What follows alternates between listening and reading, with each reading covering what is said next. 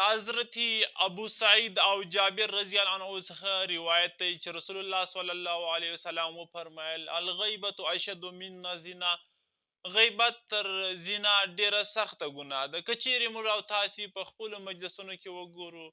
ټوله ورځ همدا سروکار دی چې پلانی شخص ګناهکار دی، پلانی شخص زناکار دی، پلانی شخص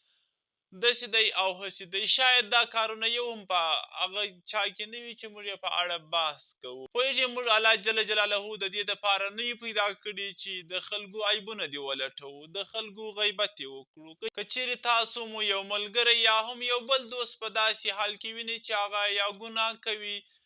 یا هم بل داسې غلط کار کوي، د دې پر ځای چې تاسو یې په مجلسونو کې غیبتونه وکړي، تر دې دا ښه دی چې تاسو یې راوبولئ او نصیحت ورته وکړئ. یو خو به هغه د دې ګناه څخه لاس په سر سي او بل به د ده د هدایت ذرایع تسې